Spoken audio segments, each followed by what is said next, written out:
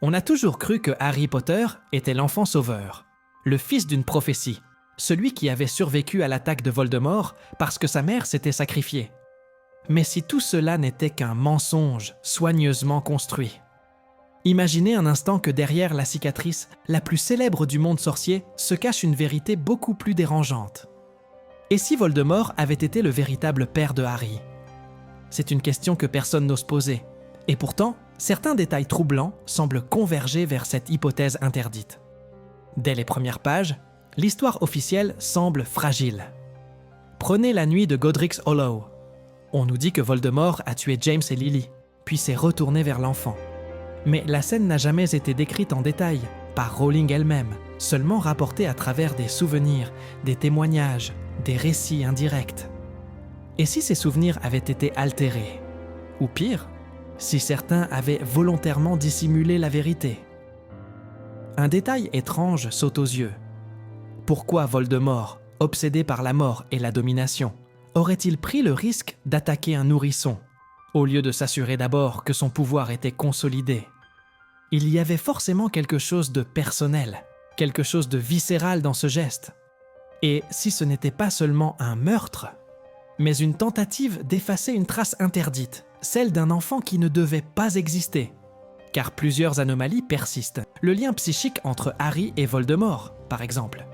Pendant des années, on a expliqué cette connexion comme la conséquence accidentelle du sort Avada Kedavra qui aurait rebondi. Mais si ce lien était en réalité biologique, plus ancien que cette nuit maudite, Harry entend les pensées de Voldemort, voit à travers ses yeux, partage ses émotions. Ce n'est pas une simple magie noire, c'est une résonance intime, presque génétique, comme si le sang de l'un appelait le sang de l'autre. Et ce n'est pas tout. Rappelez-vous la capacité de Harry à parler fourche-langue. Officiellement, cela vient du fragment d'âme qui aurait pénétré en lui. Mais là encore, pourquoi ce don si précis, si naturel, se manifeste-t-il dès son enfance, bien avant qu'il comprenne ce qu'est un Horcrux? Et si ce langage n'était pas seulement hérité par magie, mais transmis par naissance, comme une langue maternelle que l'on n'a jamais apprise? Une autre faille se dessine lorsque l'on regarde la prophétie. On nous dit qu'un enfant né à la fin du 7e mois sera capable de vaincre le Seigneur des Ténèbres. Or, il existait 2 candidats, Harry et Neville. Voldemort choisit Harry. Pourquoi lui, alors que rien ne le distinguait réellement? À moins que Voldemort ait su qu'il avait une raison personnelle de le craindre, une raison inscrite dans son propre sang. Mais la question la plus dérangeante est sans doute celle-ci. Et si Lily Evans n'avait pas été seulement une victime? Certains passages laissent entendre que Voldemort éprouvait pour elle une fascination étrange. Rogue, obsédé par Lily, parle d'un autre qui la convoitait. Et dans certaines interprétations, la magie noire que pratiquait Voldemort n'était pas seulement destructrice. Elle visait aussi à créer, à façonner des héritiers, à manipuler la vie elle-même. Et si Harry n'était pas né d'un simple amour interdit, mais d'un rituel, d'une expérimentation sinistre, où Voldemort cherchait à s'assurer une descendance capable de survivre à tout? Pensez à la cicatrice. Elle n'est pas seulement une blessure, mais une marque, un sceau. Elle brûle à la présence de Voldemort. Elle réagit à ses émotions. Elle pulse comme une cicatrice de sang. Et si ce n'était pas seulement la trace d'un sort raté, mais le signe physique d'un lien paternel que l'on a voulu effacer du récit? Car ce que Dumbledore savait, peut-être, était trop dangereux pour être révélé. Lui, le maître des secrets, celui qui a manipulé Harry depuis le début, a-t-il volontairement construit une version officielle pour masquer l'origine véritable de l'enfant? Imaginez le scandale, le choc dans le monde sorcier, si l'élu n'était pas le fils d'un héros tombé, mais l'héritier direct du plus grand criminel de leur histoire.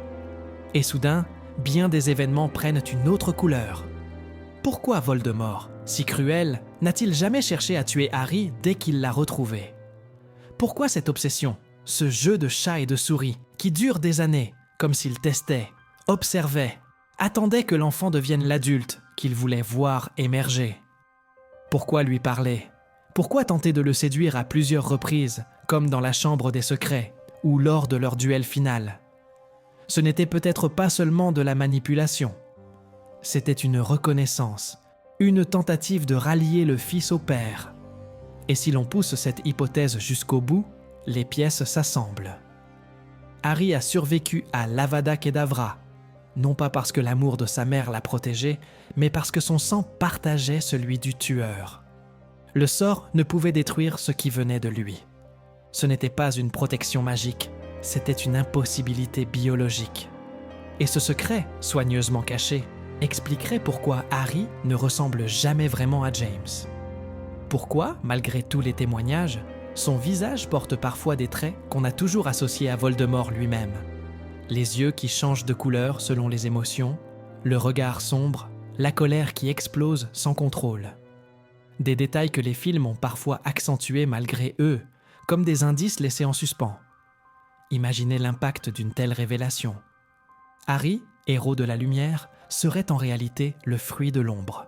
La prophétie ne parlerait plus d'un sauveur, mais d'un héritier obligé de tuer son propre père pour briser le cycle. Et si la véritable tragédie de cette histoire n'était pas la lutte entre le bien et le mal, mais celle d'un fils condamné à détruire le sang qui l'a engendré?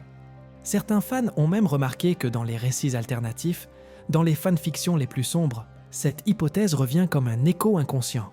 Comme si une partie des lecteurs avait senti que quelque chose clochait, que la version officielle ne suffisait pas à tout expliquer. Mais la question demeure. Rowling a-t-elle laissé volontairement ses failles pour que nous doutions? Ou bien, est-ce une coïncidence née de notre besoin de voir des vérités cachées derrière les récits? Une chose est sûre, plus on observe cette hypothèse, plus elle dérange. Et si tu veux d'autres vérités interdites, d'autres histoires que personne n'ose raconter, abonne-toi à Secrets perdus. Car parfois, la vérité est trop insupportable pour être dite à voix haute. Peut-être que Harry n'était pas seulement l'enfant qui a survécu, peut-être qu'il était l'enfant qui n'aurait jamais dû naître. Et vous, que croyez-vous vraiment ?